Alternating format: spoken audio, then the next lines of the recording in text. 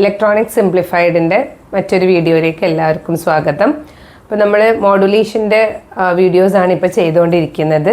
അതിൽ തന്നെ AM-ൽ അതായത് ആംപ്ലിറ്റ്യൂഡ് മോഡുലേഷനിൽ ഏറ്റവും റിപ്പീറ്റ് ചെയ്ത് ചോദിച്ചിട്ടുള്ള പ്രോബ്ലംസ് ആണ് കഴിഞ്ഞ വീഡിയോയിൽ ഡിസ്കസ് ചെയ്തത്.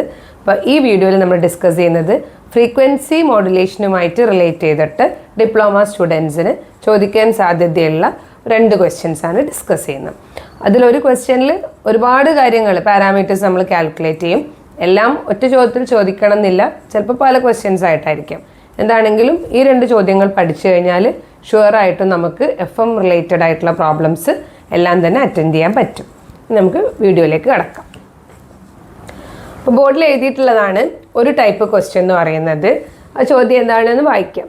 Find the band width of FM wave when maximum deviation allowed is 75 kilohertz and modulating frequency has f is equal to 10 kilohertz.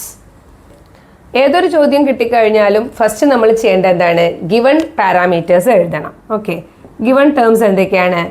ആദ്യം നോക്കാം. മാക്സിമം ഡീവിയേഷൻ, അതായത് delta F is equal to 75 kilohertz. Modulating signal frequency, അപ്പോൾ എന്ത് തന്നിട്ടുണ്ട്? FM തന്നിട്ടുണ്ട് 10 kilohertz. ഇത്ര എഴുതിയാൽ തന്നെ ഒരു മാർക്ക് നമുക്ക് ഷുവറായിട്ട് കിട്ടും. ചോദ്യം ഐഡൻറ്റിഫൈ ചെയ്ത് ഗിവൺ ടേംസ്, ഗിവൺ വാല്യൂസ് എഴുതിയാൽ തന്നെ. ഇനി നമുക്ക് അറിഞ്ഞിരിക്കേണ്ട ഇക്വേഷൻ FM-ൻ്റെ ബാൻഡ് വിഡ്ത്ത് എന്ന് പറയുന്നത് 2 × ഡെൽറ്റ എഫ് പ്ലസ് FM ആണ്. ഈ ഇക്വേഷൻ ജസ്റ്റ് അറിഞ്ഞിരുന്നാൽ മതി, ബാക്കി നമുക്ക് സബ്സ്റ്റിറ്റ്യൂട്ട് ചെയ്യേണ്ട ആവശ്യം മാത്രമേ ഉള്ളൂ. ഇനി നമുക്ക് ഇതിൽ സബ്സ്റ്റിറ്റ്യൂട്ട് ചെയ്യാം. 2 × 75 കിലോഹെർട്സ് പ്ലസ് 10 കിലോഹെർട്സ്. പെട്ടെന്ന് തന്നെ ആൻസർ ആവും. 85 കിലോഹെർട്സ് ഇൻറ്റു 2 170 കിലോഹെർട്സ് വരും. ഇത് രണ്ടും കിലോഹെർട്സിലാണ് തന്നിട്ടുള്ളതെന്ന് വെച്ച് കഴിഞ്ഞാൽ വളരെ ഈസിയാണ്. ഇനി ഒന്ന് ഹെർട്സിലും ഒന്ന് കിലോഹെർട്സിലാണെങ്കിൽ ഏതാണോ നിങ്ങൾക്ക് കംഫർട്ടബിൾ അതിലേക്ക് നിങ്ങൾ ചേഞ്ച് ചെയ്യാം. ഓക്കെ, ക്വസ്റ്റ്യൻ ഇവിടെ സ്ക്രീനിൽ കാണാം. അപ്പോൾ ഈ ഒരു ക്വസ്റ്റ്യനെ ബേസ് ചെയ്തിട്ട് നമ്മൾ ഫ്രീക്വൻസി ഡീവിയേഷന്, മോഡുലേഷൻ ഇൻഡെക്സ്, പവർ, ഇതൊക്കെ എങ്ങനെയാണ് കാൽക്കുലേറ്റ് ചെയ്യുന്നതെന്നാണ് നോക്കാൻ പോകുന്നത് ഫോർ എ FM വേവ്. അപ്പോൾ AM-ന് ചെയ്ത പോലെ തന്നെ ഫ്രീക്വൻസി മോഡുലേഷനിലും നമ്മൾ ആദ്യം എഴുതേണ്ട ഇക്വേഷൻ ഒരു FM സിഗ്നലിൻ്റെ ഇക്വേഷനാണ്. അടുത്ത സ്റ്റെപ്പ് എന്താണ്? ചോദ്യത്തിൽ തന്നിട്ടുള്ള ഇക്വേഷൻ എടുത്തെഴുതാം. ഇത് രണ്ടും കറക്റ്റായിട്ട് ചെയ്തു കഴിഞ്ഞാൽ തന്നെ ഇങ്ങനത്തെ ക്വസ്റ്റ്യൻസിൽ പാതി ഭാഗം സക്സസ് ആയി. ഇനി നമുക്ക് ടേംസ് എടുത്തെഴുതേണ്ട ആവശ്യമുള്ളൂ. AC 25 വോൾട്ടാണ്, M 10 ആണ്. ഒരു ചോദ്യത്തിൻ്റെ ഉത്തരമായി. ഇനി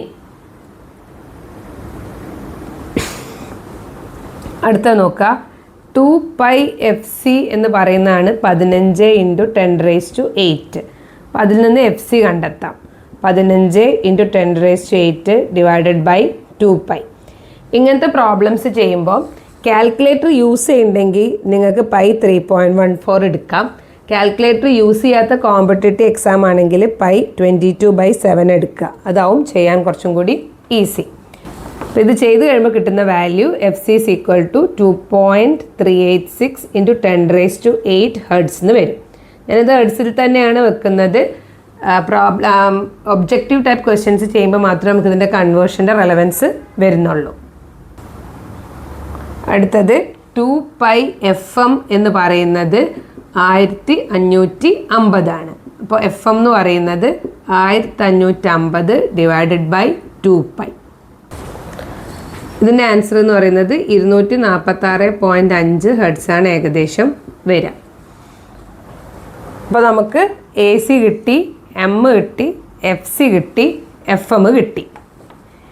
ഇനി ഫ്രീക്വൻസി ഡീവിയേഷൻ ഡെൽറ്റ എഫ് കിട്ടണമെങ്കിൽ അതിൻ്റെ ഇക്വേഷൻ M × FM ആണ്. അപ്പോൾ ആൻസർ എത്ര വരും? ഈ FM-ൻ്റെ വാല്യൂവിനെ M കൊണ്ട് മൾട്ടിപ്ലൈ ചെയ്യുക. അപ്പോൾ 2465 ഹെർട്സ് എന്ന് കിട്ടും. കണ്ടുപിടിക്കാനുള്ളത് പവറാണ്.